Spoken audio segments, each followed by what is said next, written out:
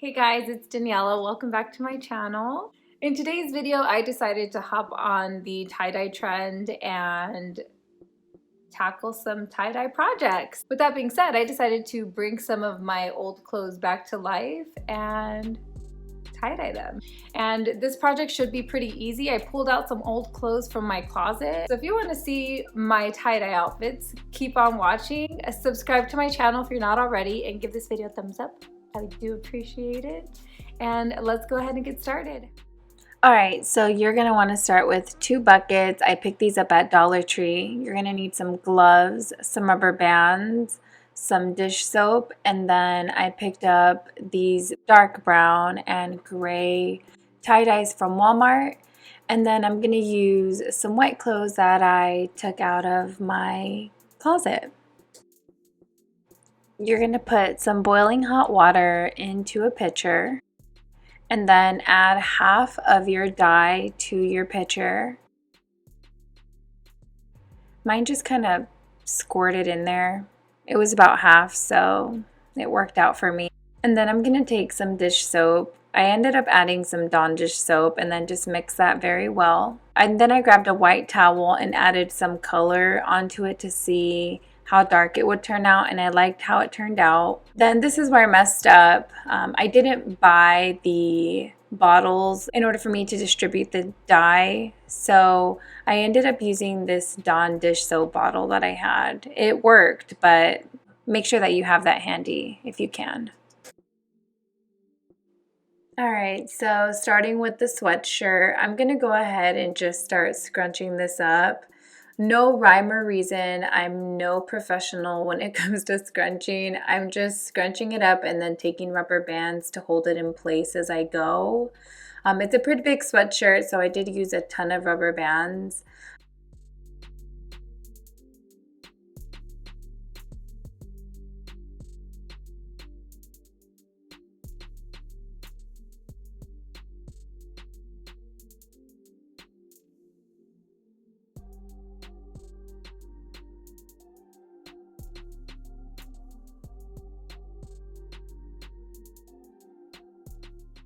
Alright, so when it looks like this, put it in your basket and then take your dye, give it a good shake, and then just start soaking your sweatshirt. Literally just pour it all over.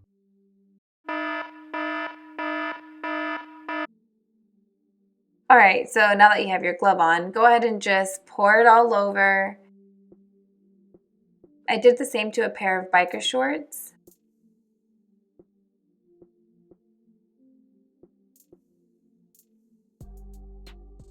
I put those in the basket, and then again I did the same, started soaking those. I had so much product left, so I went ahead and took a big oversized white t-shirt, and then I decided to twist it this way, and I started rubber banding it this way to just see what I would come up with, and it actually came out pretty cute. So once they all look like this, let them sit for about 25 minutes. All right, so I'm actually gonna stop my tie-dyeing right there. I'm only gonna do the brown tie-dye clothes today. I'm gonna save the gray tie-dye for another video. I wasn't prepared. I didn't purchase the squirt bottle for me to distribute the tie-dye. I didn't realize that that was a crucial step, and I ended up using the little Dawn bottle that I had, and it was going to be hard to do the gray, so I figured I'll end up doing that in another video, so stay tuned for that. In the meantime, it's been about 25 minutes since I dyed the brown clothes, so I'm gonna go ahead and throw that into the washer, and I will be back to see how it turned out.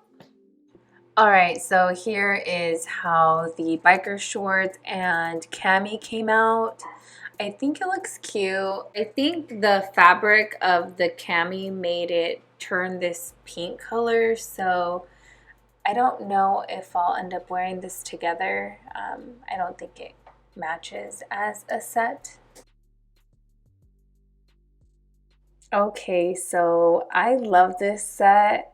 This is already my go-to style already, biker shorts, oversized t-shirt, so I'll definitely be getting some use out of this one.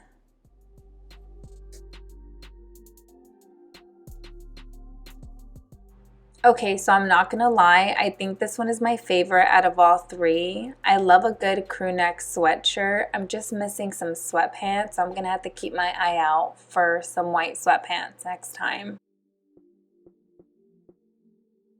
Today, I think this came out so cute. I love it. I'm pretty sure I'm gonna overdo this look and make it in a couple other colors. Maybe? Anyway, so I hope you guys like this video. If you do, don't forget to give it a thumbs up, subscribe, and I'll see you guys next time. Bye!